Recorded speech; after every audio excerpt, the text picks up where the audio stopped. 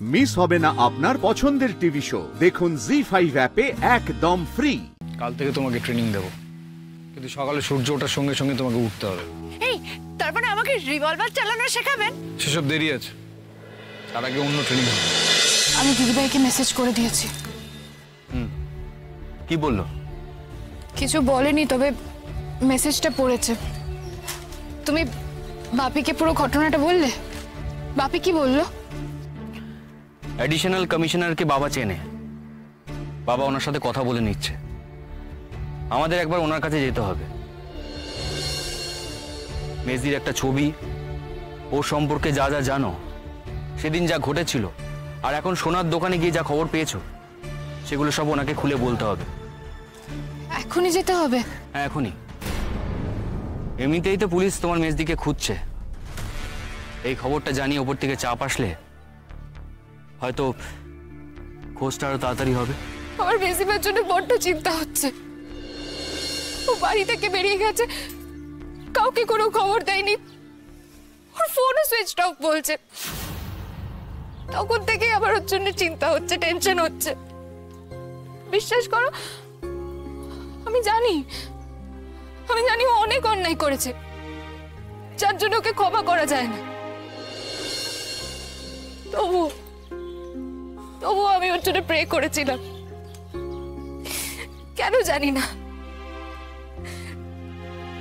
আমি জানি এগুলো শুনে তোমার রাগ হচ্ছে। এত কিছুর পরও তো ওর জন্য চিন্তা হওয়াটা ঠিক না, বলো? স্রোত, কে বললো ঠিক নয়? স্রোত, তোমাদের সম্পর্কটা রক্তের, সেটা ভুলে গেলে চলবে না।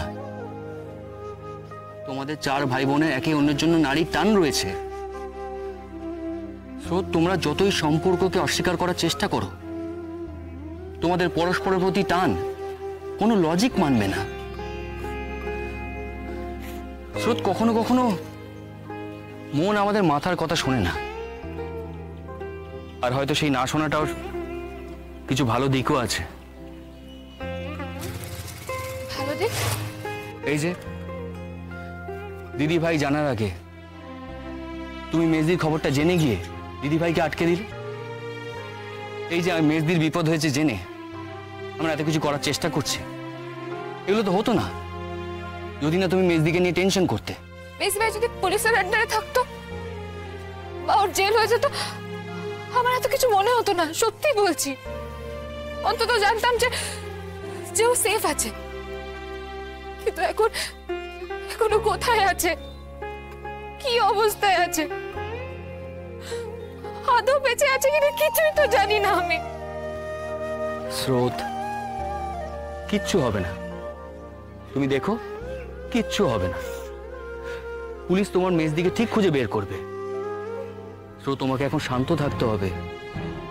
সামনে তোমার অনেক কাজ আছে, তোমাকে এখন স্টেডি থাকতে হবে।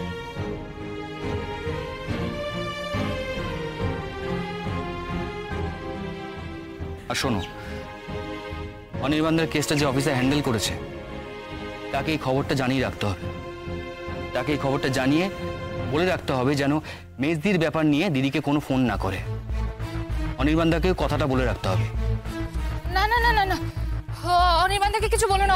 অনির্বাণদাকে কিছু বলে অনির্বাণদা দিদি ভাইকে বলে দেবে। কাউকে কিছু বলার দরকার নেই, কাউকে কিছু বলার দরকারই নেই। স্রোত, থিঙ্ক র্যাশনালি।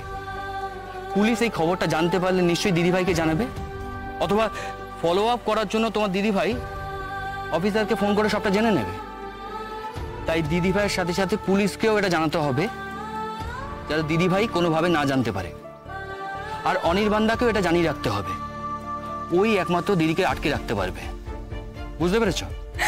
আমার মাথার কাজ করছে না। এরকম কেন করলো? কেন এরকম বেপরোয়া হলো? ও যদি অন্যায়গুলো না করতো, তাহলে তো দাদা ভাই ওকে বাড়ি থেকে বের করে দিত না, তাহলে এসব কিছুই হতো না। মীনাক্ষী,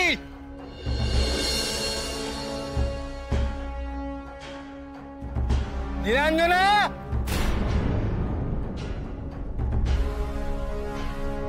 নীলাঞ্জনা,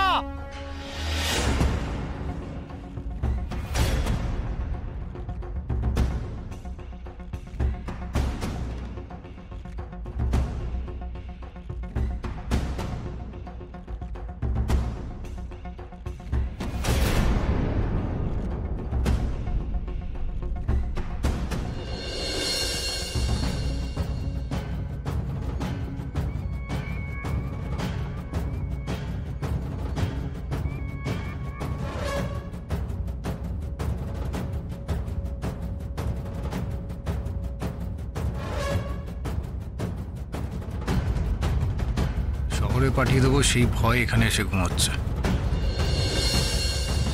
নিজের গল্প যা বলল সব কি সত্যি? এত খারাপ কাজ করে এসেছে? না, সত্যিই হবে। নিজেকে নিয়ে বানিয়ে বানিয়ে এত খারাপ গল্প কে আর বলে? ক্রান্তিভূষণ, তুমি কেন মেয়েটাকে নিয়ে ভাবছো? ওকে, হাজারটা শহরের মেয়ের মতো ও একটা মেয়ে, একটা সাধারণ মেয়ে। তোমার জীবন সম্পূর্ণ আলাদা, আর সেখানে কোনো মেয়ের ঠাঁই হতে পারে না।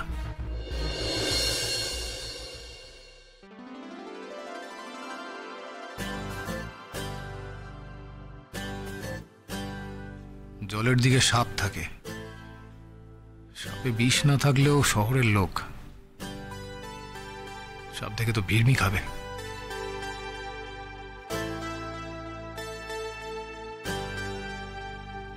মীনাক্ষী, মীনাক্ষী, কে? ও আপনি? আমি তো ভয় পেয়ে গেছিলাম, এইভাবে কেউ ডাকে? এখানে না ঘুমিয়ে তুমি ঘরে গিয়ে মন্দিরের সঙ্গে শো। ভয় নেই, আমি তোমাকে ফেরত পাঠাবো না। আচ্ছা, আপনার কি কোনো আক্কেল নেই? এভাবে কেউ ঘুম ভাঙায়? হার্ট অ্যাটাক হয়ে যেত তো আমার। চোখ খুলে নাকের ডগা সাপ দুলতে দেখলে হার্ট অ্যাটাক করবে। সাপ? সাপ আছে এখানে? হ্যাঁ? ওরে বাবা গো, ওরে বাবা! আহ! আস্তে নামবে তো। হ্যাঁ, ঠিক আছে। আচ্ছা, আপনি বলুন তো, এখানে সত্যি সত্যি সাপ আছে নাকি আমাকে চোখে চোখে রাখবেন বলে ঘরে পাঠাচ্ছেন? হ্যাঁ, হ্যাঁ, সত্যি সাপ আছে এখানে। যদিও বিষ নেই, কিন্তু তুমি তো শহরের মানুষ, আর কোন সাপে বিষ আছে আর কোন সাপে বিষ নেই সেটা তো তুমি চেনো না। সেই জন্যই বলছি, যাও গিয়ে ঘরে গিয়ে ঘুমিয়ে পড়ো। আচ্ছা, আপনি হঠাৎ মত বদলালেন কেন? আমাকে ফেরত পাঠাবেন না কেন?